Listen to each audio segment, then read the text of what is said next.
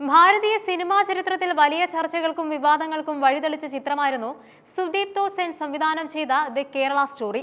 ഇതിന്റെ രണ്ടാം ഭാഗമായ ദി കേരള സ്റ്റോറി 2 പ്രഖ്യാപിക്കപ്പെട്ടതോടെ രാജ്യം വീണ്ടും ഒരു വലിയ സംവാദത്തിന് സാക്ഷ്യം വഹിക്കുകയാണ്. ചിത്രത്തിന്റെ സംവിധായകൻ കാമാഖ്യ നാരായണൻ സിംഗും നിർമ്മാതാവ് വിപുൽ ഷാ അമൃതലാലും ഡൽഹിയിൽ വിളിച്ചു ചേർത്ത വാർത്താ സമ്മേളനം കേവലം ഒരു സിനിമയുടെ പ്രചാരണം എന്നതിലുപരി ലവ് ജിഹാദ് എന്ന വിഷയത്തിലെ ഇരകളുടെ തുറന്നു പറച്ചിലുകളുടെ വേദിയായി മാറി. ലവ് ജിഹാദ് എന്നത് വെറും ആരോപണമല്ലെന്നും അത് തങ്ങളുടെ ജീവിതത്തെ തകർത്ത യാഥാർത്ഥ്യമാണെന്നും ലോകത്തോട് വിളിച്ചു പറയാൻ ഇന്ത്യയുടെ വിവിധ ഭാഗങ്ങളിൽ നിന്നുള്ള 55 പെൺകുട്ടികളാണ് വാർത്താ സമ്മേളനത്തിൽ അണിനിരുന്നത്. ഇതിൽ 45 പേർ തങ്ങൾ അനുഭവിച്ച ക്രൂരതകൾ മാധ്യമങ്ങൾക്ക് മുന്നിൽ വിവരിച്ചു.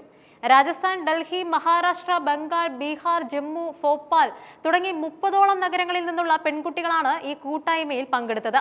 ഈ കൂട്ടത്തിൽ ഏറ്റവും കൂടുതൽ ശ്രദ്ധിക്കപ്പെട്ടതും ഏവരെയും കണ്ണീരിലാഴ്ത്തിയതും താര എന്ന പെൺകുട്ടിയുടെ വെളിപ്പെടുത്തലായിരുന്നു. താൻ പ്രണയിച്ച മുസ്ലിം യുവാവിനൊപ്പം കഴിഞ്ഞ 40 ദിവസങ്ങൾ ഒരു പിശാചിനൊപ്പം കഴിഞ്ഞതിന് തുല്യമായിരുന്നുവെന്ന് താരം പറയുകയുണ്ടായി. നിക്കാഹ് സർട്ടിഫിക്കറ്റിൽ ഒപ്പുവെക്കാൻ ഞാൻ വിസമ്മതിച്ചു.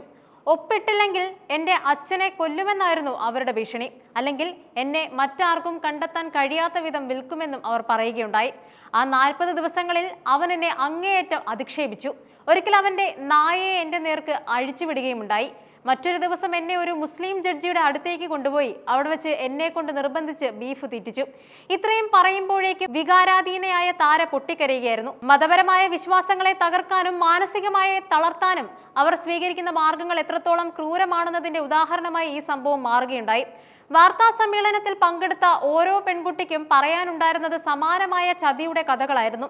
പ്രണയം അഭിനയിച്ച് വശത്താക്കുക, പിന്നീട് ലഹരിയോ മരുന്നോ നൽകി പീഡിപ്പിക്കുക, അതിന്റെ ദൃശ്യങ്ങൾ പകർത്തി ഭീഷണിപ്പെടുത്തി മതപരിവർത്തനം നടത്തുക എന്നതായിരുന്നു മിക്കവരുടെയും അനുഭവം. തന്റെ 16 വയസ്സുള്ള മകൾ ഒരു മുസ്ലിം യുവാവിനൊപ്പം പോയത് മുതലുള്ള ദുരന്തങ്ങൾ വിവരിക്കാൻ കാഴ്ചയില്ലാത്ത ആ പിതാവ് എത്തിയത് സദസ്സിനെ ആകെ വേദനിപ്പിച്ചു. കേവലം 16 വയസ്സുള്ള പെൺകുട്ടിയെ പ്രണയത്തിൽ കുടുക്കി മതം മാറ്റിയെന്നും പോലീസിൽ പരാതി നൽകിയിട്ടും യാതൊരു സഹായവും ലഭിച്ചില്ലെന്നും അദ്ദേഹം ആരോപിക്കുകയുണ്ടായി. അതോടൊപ്പം മറ്റൊരു പെൺകുട്ടി വെളിപ്പെടുത്തിയത് തനിക്ക് നൽകിയ ബിരിയാണിയിൽ മയക്കുമരുന്ന് കലർത്തിയിരുന്നു എന്നാണ്. അത് കഴിച്ച് ബോധം നഷ്ടപ്പെട്ട തന്നെ ശാരീരികമായി പീഡിപ്പിക്കുകയും വീഡിയോ എടുത്ത് ഭീഷണിപ്പെടുത്തുകയും ചെയ്തു. പിന്നീട് 5-6 മാസത്തോളം ഈ ഭീഷണി തുടർന്നു. ഒടുവിൽ മഹാരാഷ്ട്രയിലെ ഒരു ദർഗയിൽ കൊണ്ടുപോയി നിർബന്ധിതമായി മതപരിവർത്തനം നടത്തുകയുമുണ്ടായി.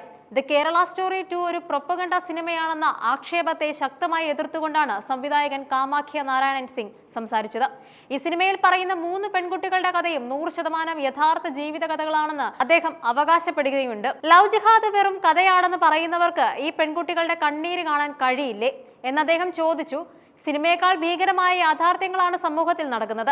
ഇന്ത്യയുടെ വിവിധ ഭാഗങ്ങളിൽ നിന്നുള്ള പെൺകുട്ടികൾ ഒരേപോലെ ഇത്തരം അനുഭവങ്ങൾ പങ്കുവെക്കുന്നത് ഗൗരവകരമായ സാഹചര്യമാണെന്നും അണിയറ പ്രവർത്തകർ ചൂണ്ടിക്കാട്ടുകയുണ്ടായി. ഈ വാർത്താ സമ്മേളനം ദേശീയ മാധ്യമങ്ങളിൽ വലിയ വാർത്തയായെങ്കിലും കേരളത്തിലെ മാധ്യമങ്ങൾ ഇതിനെ മറ്റൊരു രീതിയിലാണ് അവതരിപ്പിച്ചത് എന്ന ആക്ഷേപവും ശക്തമാണ്. കേരളത്തിലെ ഇടത് ലിബറൽ മാധ്യമങ്ങൾ ഈ സംഭവങ്ങളെ തമസ്കരിക്കാനാണ് ശ്രമിച്ചതെന്നും ആരോപിക്കപ്പെടുന്നുണ്ട്. വാർത്താ സമ്മേളനത്തിലെത്തിയ പെൺകുട്ടികളെല്ലാം ഉത്തരേന്ത്യയിൽ നിന്നുള്ളവരാണെന്നും കേരളത്തിൽ നിന്നുള്ള ആരും ഇല്ലായിരുന്നുവെന്നും കാണിച്ച് വാർത്താ സമ്മേളനത്തിന്റെ പ്രസക്തി കുറയ്ക്കാനാണ് ചില മാധ്യമങ്ങൾ ശ്രമിച്ചത്.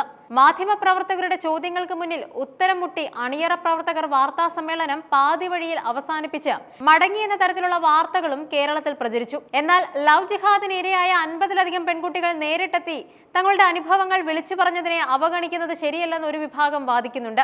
കേരള സ്റ്റോറി 2-ലെ ബീഫ് തീറ്റിക്കുന്ന രംഗത്തെ വിമർശിച്ച മുഖ്യമന്ത്രി പിണറായി വിജയൻ ഉൾപ്പെടെയുള്ളവർക്ക് താര എന്ന പെൺകുട്ടിയുടെ വെളിപ്പെടുത്തൽ ഒരു മറുപടിയാണെന്നും ഇവർ കരുതുന്നുണ്ട്. The Kerala story 2 goes beyond എന്ന ചിത്രം കേവലം ഒരു വിനോദോപാധിയല്ല, മറിച്ച് സമൂഹത്തിൽ നിലനിൽക്കുന്ന ഒരു ഗുരുതരമായ പ്രശ്നത്തിലേക്കുള്ള വിരൽ ചൂണ്ടലാണെന്നാണ് അണിയറ പ്രവർത്തകരുടെ വാദം. ഡൽഹിയിൽ തടിച്ചുകൂടിയ 55 പെൺകുട്ടികളെയും അവരുടെ കുടുംബാംഗങ്ങളെയും സാന്നിധ്യം ലവ് ജിഹാദ് എന്ന വിഷയത്തിന് പുതിയൊരു ഗൗരവം നൽകിയിട്ടുണ്ട്. സത്യവും അസത്യവും തമ്മിലുള്ള പോരാട്ടമാണിതെന്ന് സംവിധായകൻ വിശേഷിപ്പിക്കുന്നുമുണ്ട്. രാഷ്ട്രീയമായ ചർച്ചകൾക്കും മാധ്യമങ്ങളുടെ പക്ഷം പിടിക്കലുകൾക്കും ഇടയിൽ ജീവിതം തകർന്ന ഈ പെൺകുട്ടികളുടെ വിലാപം മുങ്ങിപ്പോകരുത് എന്നതാണ് യാഥാർത്ഥ്യം. ലവ് ജിഹാദ് എന്നത് ഒരു ഭാവനയല്ലെന്നും അത് ഇരകളുടെ രക്തവും കണ്ണീരും കലർന്ന ജീവിതമാണെന്നും ഈ വാർത്താ സമ്മേളനം അടിവരയിടുന്നുണ്ട്.